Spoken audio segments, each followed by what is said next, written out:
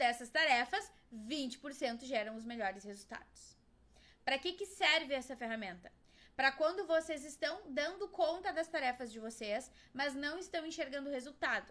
Para vocês descreverem os projetos dos quais vocês fazem parte, os projetos que vocês lideram e como está a produtividade de vocês em cada um. Para vocês avaliarem.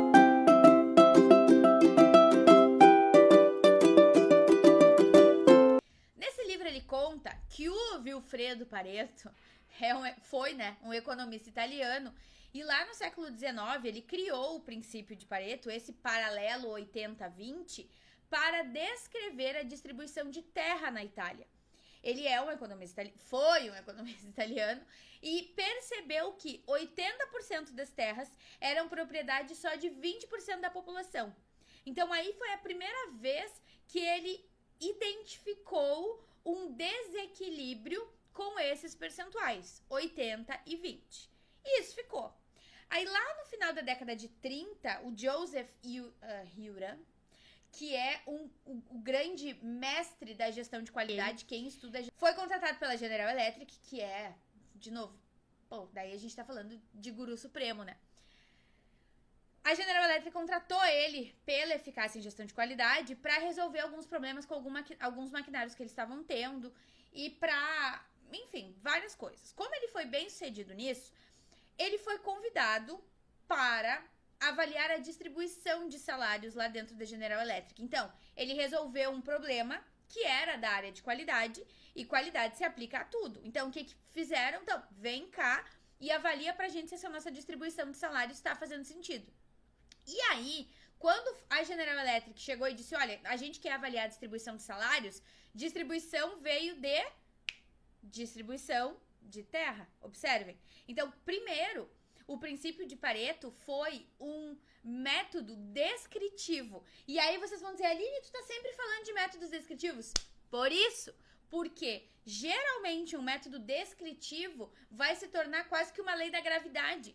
Porque ele foi descrito, é um fenômeno que já existe, ele não foi criado.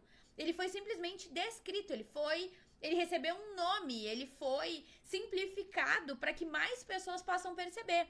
O Newton não inventou a gravidade, ele descreveu a gravidade, ela já existia.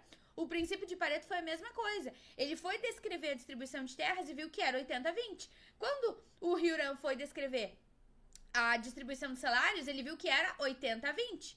Que 80% dos funcionários recebiam apenas 20%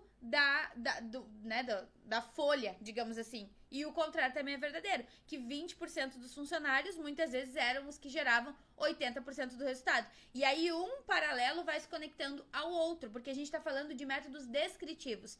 Então, assim foi que na história, um método matemático, um modelo matemático, que descreveu distribuição de terra, depois descreveu distribuição de salário, e aí foi descrevendo uma série de outras coisas. Porque quando ele falou de salário, ele já foi ver de produtividade, é óbvio. E ali ele viu e conectou. E se vocês pegarem na vida de vocês, e foi assim que chegou pra mim o princípio de Pareto pela primeira vez, mostrando que foi num treinamento que eu fiz, ainda na área da educação, em que ele começou a ser desenvolvido de uma forma mais estruturada, porque percepção, prática, progresso, prosperidade, né? Perceberam que existia uma possibilidade de replicar esse modelo em outros ambientes. Em logística, claro, com certeza. Viu? O que eu disse? Então, o que a gente tá falando? O que eles entenderam, né? Qual é a ordem natural das coisas? Tu percebe. Aí tu observa se isso também acontece em outros lugares. E aí tu valida. E aí quando tu valida, tu precisa nomear, né? E aí as gurias do marketing vão contar um pouquinho sobre isso. Ó, na cadeira de qualidade, óbvio, por causa do Heuran. Então, assim a coisa vai se desenvolvendo. E aí vieram várias nomenclaturas. A primeira, pra mim, faz muito sentido, que é poucos vitais e muitos triviais. O que é isso? 20% é vital. 20% se tu abre mão, a coisa desanda. Se eu abro mão desse 20% aqui, eu não atinjo o meu objetivo. É o risco negativo. Se eu tirar esses 20%, meu objetivo não acontece. E muitos triviais. 80% são coisas que são da máquina girando, mas se eu tiro, talvez eu não deixe de atingir o meu objetivo. E aí começa a gestão de risco também pra gente aprofundar. Eu gosto muito disso. Na consultoria de imagem, especialista em análise facial, a importância do rosto é de 80% e o corpo vestimenta 20%. Então quer dizer o quê? Vamos pegar esse exemplo da Lu.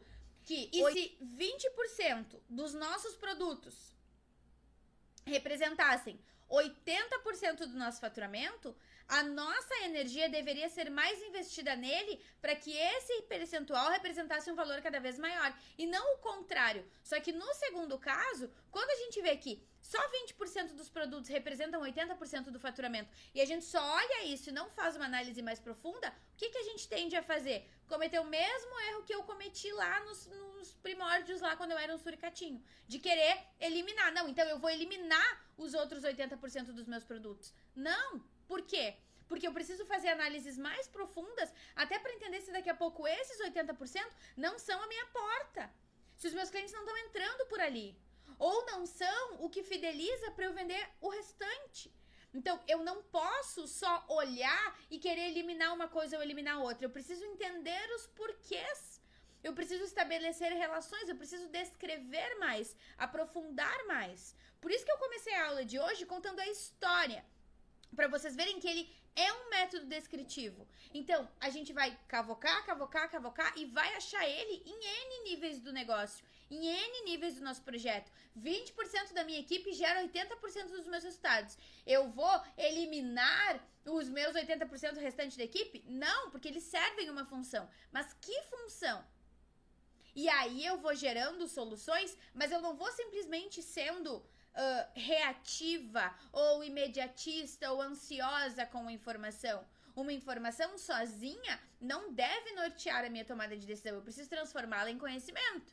E aí, de novo, vem o trabalho da Tainá aplicando isso no nosso comercial e no nosso marketing. Dia 11. Tenham uma excelente semana, contem sempre comigo e até mais.